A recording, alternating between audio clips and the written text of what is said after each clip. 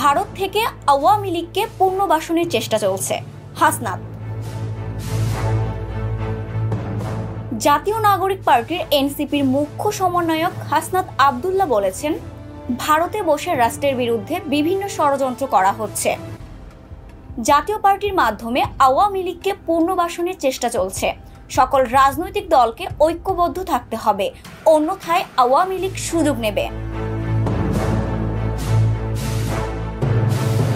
হাসনাত আব্দুল্লাহ বলেন, অন্তর্বর্তী সরকার গত 1 বছরে কি করেছে তা সবার সামনে প্রকাশ করতে হবে। পাশাপাশি বিশেষ করে মিডিয়া, প্রশাসন ও সামরিক বাহিনী নিয়ে সরকারের পরিকল্পনাও স্পষ্ট করতে হবে। তিনি আরও বলেন, বর্তমানে মিডিয়ায় আগের মতোই রাষ্ট্রের বিভিন্ন বাহিনীর হস্তক্ষেপ চলছে এবং মিডিয়ায় ধীরে ধীরে আগের অবস্থায় ফিরে যাচ্ছে। এ সময় বস্তুনিষ্ঠ সংবাদ প্রকাশে গণমাধ্যমের প্রতি আহ্বান জানান তিনি।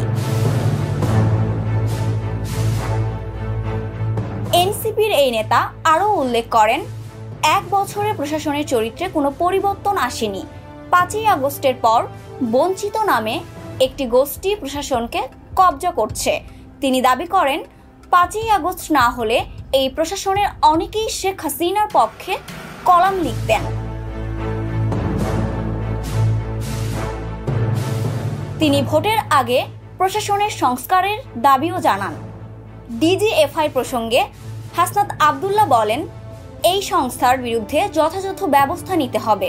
বিদেশি গোয়েন্দা সংস্থাগুলো সাধারণত অভ্যন্তরীণ রাজনীতি নিয়ে মাথা ঘামায় না, কিন্তু ডিজিএফআই রাজনৈতিক দলগুলোকে মুখোমুখি দাঁড় করাতে ব্যস্ত থাকে। তাদের কাছে বিদেশে বাংলাদেশ নিয়ে কি ষড়যন্ত্র হচ্ছে সে বিষয়ে কোনো তথ্য নেই।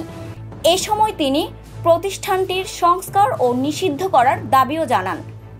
তিনি আরও বলেন, আজ সার্জিসের বিরুদ্ধে মামলা দেওয়ায় জাতির জন্য একটি বার্তা। তার অভিযোগ, তারেক রহমানের নেতারা তাদের বান্দির বাচ্চা বলে গালি দিচ্ছে। তাদের বিরুদ্ধে ব্যবস্থা না নিলে তিনি ধরেই নেবেন যে বিষয়টি শীর্ষ পর্যায় থেকে পরিচালিত হচ্ছে। অন্যদিকে জনগণকে আবার জাগিয়ে তুলতে হবে বলে মন্তব্য করেছেন বিএনপির মহাসচিব মির্জা ফখরুল ইসলাম আলমগীর।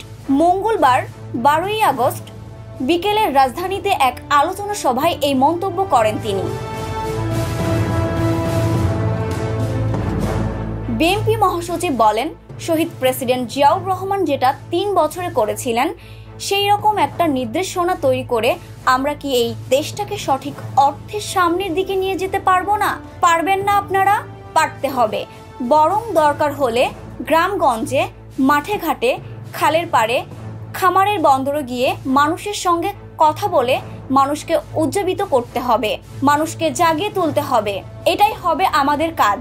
মির্জা ফখরুল বলেন, আমরা যদি জনগণের মন জয় করতে পারি, তাদেরকে উইন ওভার করতে পারি, নির্বাচনে তাদেরকে আমরা যদি আমাদের পক্ষে নিয়ে আসতে পারি, তাহলে আমরা তারেক রহমানের নেতৃত্বে সরকার গঠন করতে পারব। আর যদি সরকার গঠন করতে পারি, তার প্রধান শর্ত হবে আমাদেরকে 31 দফা বাস্তবায়ন করা। আন্তর্জাতিক যুব দিবস উপলক্ষে বাংলাদেশ চীন মৈত্রিক সম্মেলন কেন্দ্রে জাতীয়বাদী যুবদল, স্বেচ্ছাসেবক দল, ছাত্র দল এই 3 সংগঠনের যৌথ উদ্যোগে যুব সমাবেশের প্রত্যাশা ও বিএনপির পরিকল্পনা শীর্ষক এই আলোচনা সভা হয়। অনুষ্ঠানে লন্ডন থেকে ভার্চুয়ালি সংযুক্ত হয়ে প্রধান অতিথির বক্তব্য দেন বিএনপির ভারপ্রাপ্ত চেয়ারম্যান তারেক রহমান।